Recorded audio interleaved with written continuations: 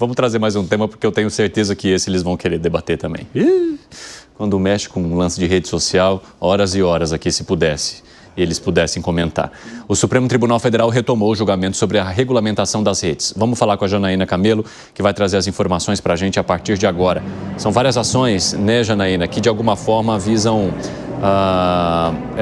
responsabilizar as plataformas digitais pelo conteúdo, muitas vezes ofensivo ou de notícias falsas que seriam veiculados ali. Conta aí. Exatamente isso, Evandro. Então, esse julgamento começou ontem, está sendo continuado hoje, são 4 processos ao todo que tratam do tema da regulamentação das redes sociais. Até agora não há nenhum voto, porque ontem o dia foi todo de leitura dos relatórios dessas ações e também das sustentações orais ali dos advogados, das partes envolvidas, das entidades também envolvidas nesse tema. A sessão acabou de voltar, estava no intervalo agora, ela acabou de voltar e está sendo retomada agora com o voto do ministro Dias Toffoli. Ele ainda não especificou ali o seu voto, ele é relator de uma dessas ações, o ministro está começando a votar agora, é o primeiro voto nesse julgamento.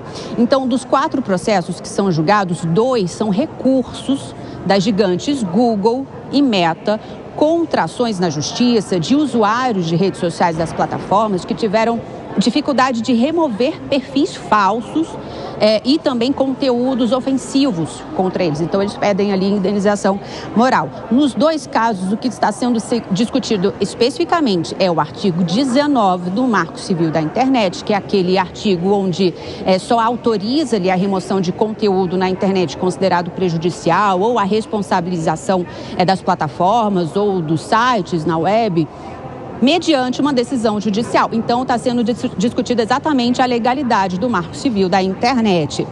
Ontem, os representantes da Meta e do Google, quando eles falaram ali no plenário, eles usaram como argumentos para defender que não haja essa regulamentação, usaram como um dos argumentos a liberdade de expressão e disseram também que é muito complexo haver um regime, se adotar um regime ali amplo e irrestrito de fiscalização prévia desses conteúdos, de notificação extrajudicial e remoção desses conteúdos. No julgamento de hoje, durante as sustentações orais, ali na primeira fase da sessão, o ministro Alexandre de Moraes, ele lembrou o dia 8 de janeiro. Ele disse o seguinte, que o dia 8 de janeiro demonstrou a total falência do sistema de autorregulação de todas as redes, de todas as Big Techs. Ele disse que é impossível defender, após o 8 de janeiro, que o sistema de autorregulação funciona. Ele disse que o 8 de janeiro aconteceu porque tudo, ou grande parte disso, foi organizado pelas redes sociais. Na sequência, a ministra Carmen Lúcia também tomou a palavra e ela lembrou do caso do Homem-Bomba, né? Ela disse que é um caso semelhante também, que havia postagens dele nas redes sociais com essa ameaça ao Supremo e que nada foi fiscalizado pelas empresas. O ministro Dias Toffoli, ele, no início do voto dele, ele ainda está lendo o seu voto, mas no início ele disse o seguinte, que esse julgamento é um dos mais importantes dos últimos 15 anos. Disse que o que impulsiona as redes sociais são as matérias de violência, ódio e falsidades e que, infelizmente, o que dá like é marketing e dinheiro. Nas palavras dele, abre aspas, não há interesses outros que não o lucro. Fecha aspas. Evandro, então a gente vai acompanhar esse julgamento. Daqui um pouquinho o ministro Dias Toffoli, que é relator de um desses recursos, o outro recurso é de relatoria do ministro Luiz Fux. E o ministro Edson Fachin também está relatando 2 ações que são ações ali específicas que tratam sobre a suspensão do WhatsApp também mediante decisão judicial, caso a empresa não forneça dados dos seus usuários. A gente vai acompanhar hoje o dia de votação, provavelmente essa votação, esse julgamento também não finalize hoje. Com você. Valeu, Jana. Um abraço para você aí em Brasília. Acho que tem várias camadas aí para a gente analisar dessa história e eu quero começar com uma das alegações dos ministros de que o 8 de janeiro ele teria sido preparado por meio das redes sociais, pelo discurso de ódio, pela desinformação e por fake news que foram propagadas ali e que fizeram com que essas pessoas ou permanecessem em frente aos quartéis e depois invadissem ali as sedes dos 3 poderes. Como que vocês avaliam esse ambiente como uma preparação para um caso que levou ao julgamento de dezenas de pessoas com penas imensas, inclusive, hein, Gustavo Segré? Isso me parece mais uma desculpa para tentar cortar a possibilidade que as pessoas se expressem. Inclusive, um dos defensores aí, não lembro se foi do Google, acho que foi do Google, ou da Meta, ele começou a sua fala e o presidente Barroso falou: fica tranquilo, estamos aqui conversando, debatendo ideias, isso não é um processo de inquirição. Foi da Meta. Da Meta. Aí outro dos ministros falou: ainda.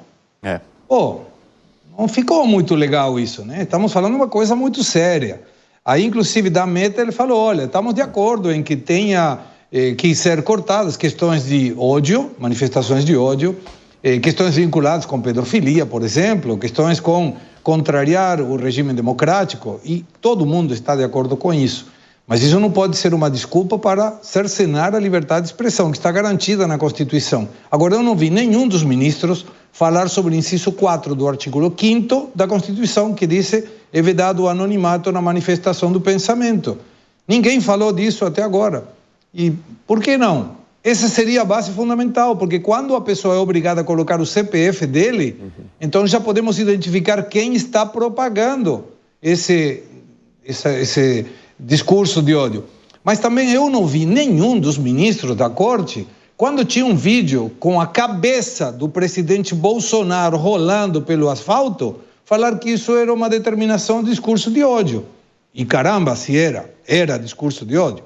Ninguém pode falar que é um discurso de amor, alguém chutando a cabeça decepada de um presidente da República. Mas até aí isso não era nenhum problema. A minha preocupação é que quem vai resolver o que é discurso de ódio e não, o que é fake news ou não.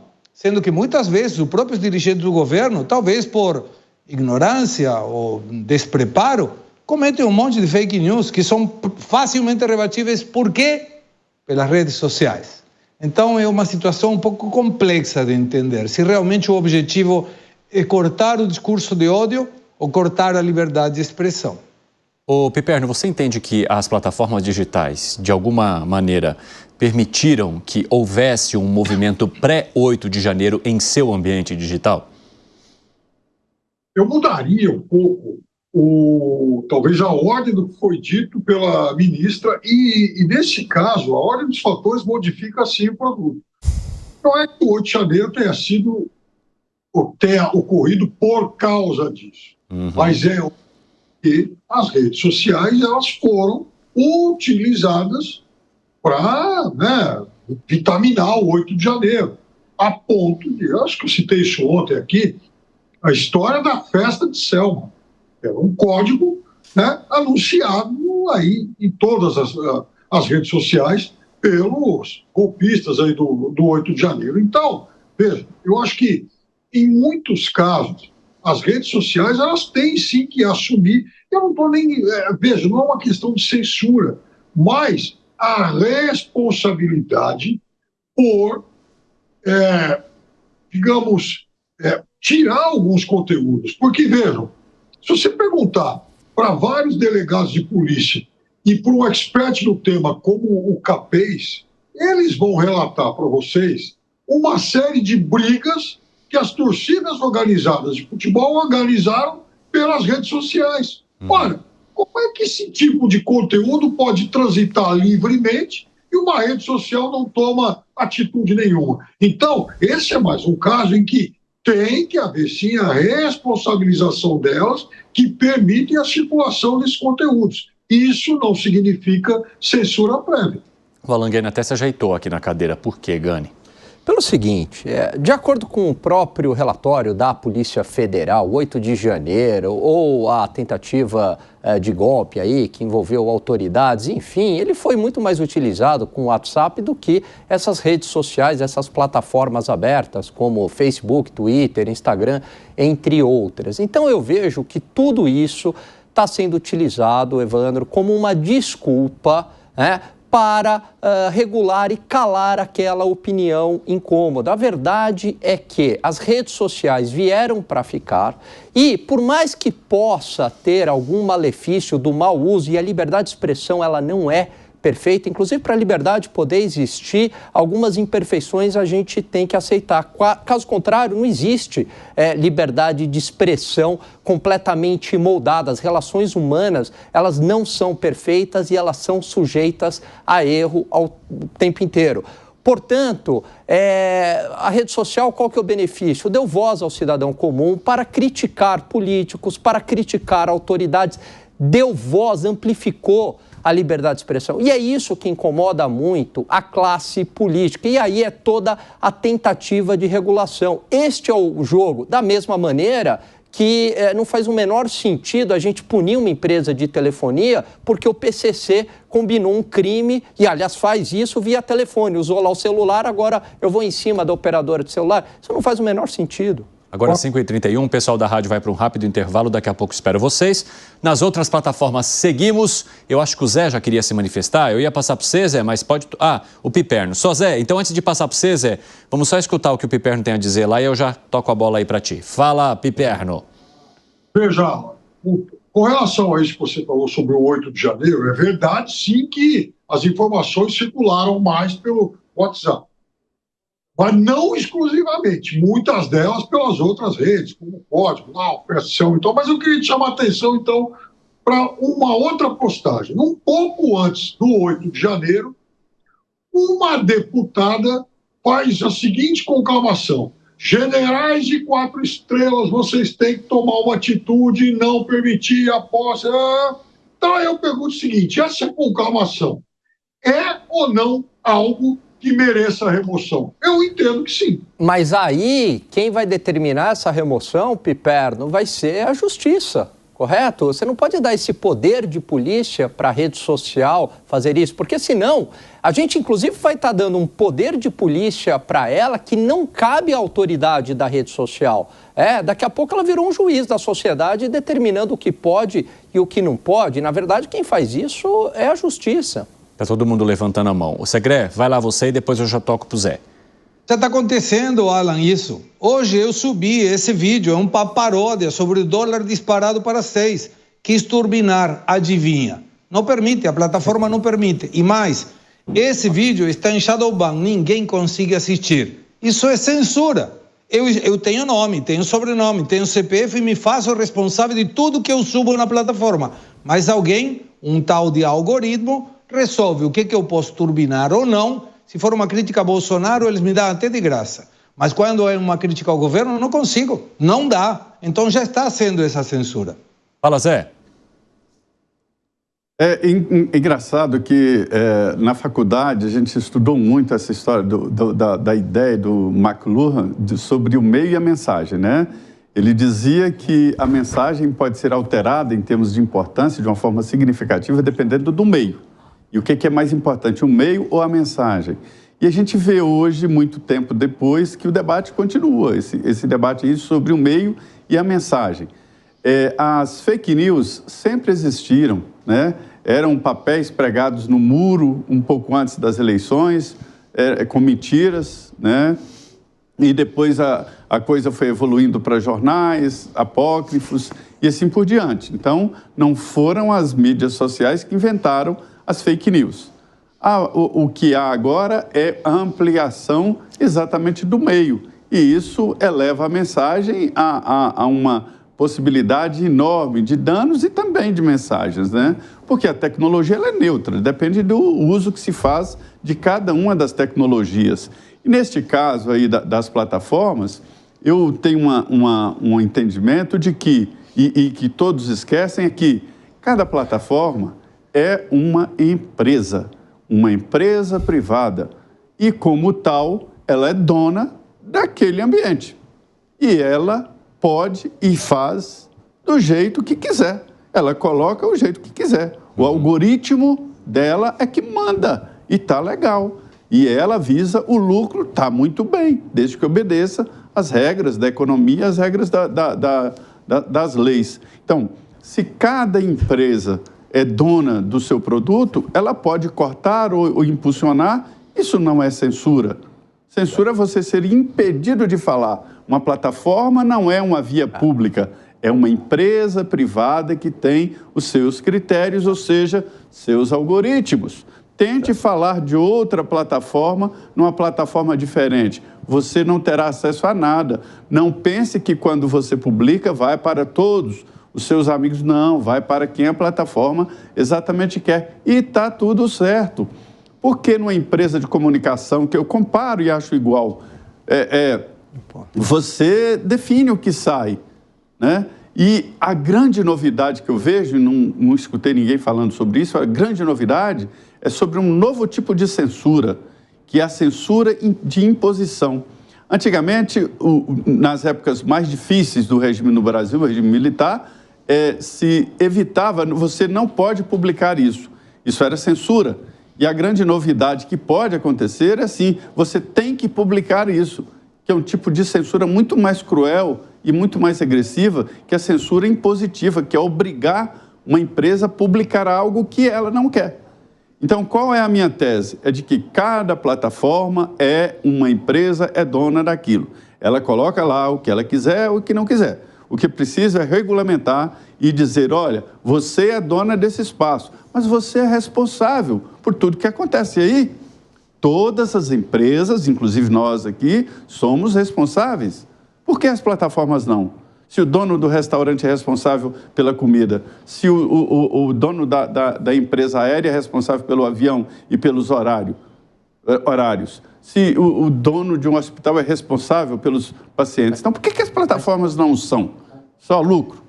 Bom, essas comparações do Zé, elas são interessantes. Não, e o Gani estava divergindo de você aqui, Zé, pode falar. Vamos lá, Zé. Vamos para o embate, Zé. Olha só, no caso de um restaurante, então se a pessoa comete uma agressão com outro frequentador do restaurante, o dono vai ser responsabilizado? Não, o responsável pela comida. O restaurante é responsável pela comida. Bom. Não, tudo bem. Agora vamos lá, voltando agora para a plataforma, né? A gente está falando que a liberdade de expressão é um direito natural. Certo? Então eu não posso impedir a liberdade de expressão de alguém. Pelo menos eu entendo que a plataforma... Pelo menos eu entendo que é um pilar da civilização. Portanto, o direito privado da plataforma não está acima do direito à liberdade de expressão, Zé. Agora, da mesma maneira... Mas por que não? A plataforma é dela. Mas olha só, da mesma maneira, quando você vai a um restaurante, evidentemente que tem regras de etiqueta lá. Mas o restaurante não pode te impedir de entrar por conta da sua raça, do seu gênero, algo do tipo. Caso contrário, é um crime de racismo. Por quê? Porque isso está acima do direito de propriedade do restaurante. Da mesma maneira, a liberdade de expressão está acima do direito da plataforma. Pelo menos é assim que o mundo deveria ser. Fala, Zé. Uma comparação assim. Você defende a regulamentação. Por que o restaurante, ele não é só por restrição, é nenhuma. Quando você abre uma porta se torna um ambiente público. Você não pode deixar de atender ninguém. Isso. Você tem que atender a todos, né? E a plataforma tem que passar por essa regulamentação. Então, ela tem que atender a todos e ser dona daquele cartel dos clientes. Ela tem que saber quem são os clientes e se responsabilizar por aquele meio de comunicação. Mas isso, na minha cabeça, é tão óbvio. E você entende, a nossa divergência é a seguinte, eu defendo a liberdade de expressão, sou um profissional da liberdade de expressão, sem a liberdade de expressão eu não existo. Eu nunca fiz nada na vida a não ser ser jornalista. Nunca fui assessor nem nada, sou jornalista.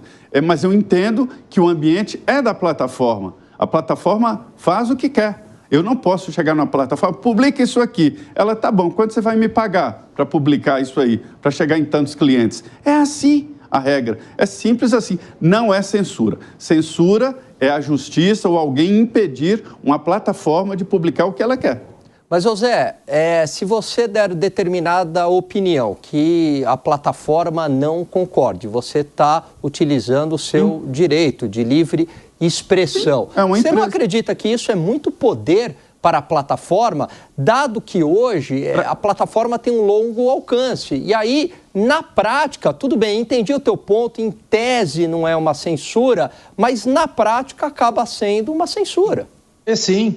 É por isso que eu acho que tem que regulamentar, Anla. Eu acho que o Defesa do Consumidor já considera o filiado a uma plataforma como um cliente. Ele não paga, mas ele assina uma adesão. E, como tal, ele não pode ser descredenciado como hoje, ele não pode ser enganado, ele tem que saber as regras. É quando ele se filia, ou seja, quando ele é aceito numa plataforma. E está muito solto. Então, acho que você começou a entender a história de que uma plataforma é uma empresa, tem o seu espaço, tem o seu mando e tem o seu poder. E quem tem tudo isso tem que ter a responsabilidade. Zé, a gente vai terminar esse assunto lá no bar em Brasília, no Roda de Viola lá, que é esse assunto real. Ixi, vai noite afora. Fala, Piperno, para a gente poder seguir. Veja, tem uma coisa chamada termos de uso. Então, pegando aquele exemplo anterior que eu dei, se um parlamentar vai lá para uma plataforma e ele estimula, por exemplo, a ruptura do Estado Democrático de Direito, a plataforma pode estar prevendo a remoção de posts que incentivem a sedição, por exemplo. Agora, veja, uma plataforma, às vezes, ela é capaz de permitir que uma nobre parlamentar dissemine um vídeo como aquele e, ao mesmo tempo, ela não permite que o Segre turbine o vídeo dele, que é só uma paródia. Então, de fato, a gente está encontrando aí uma divergência de critérios que aí sim eu acho que é algo muito grave.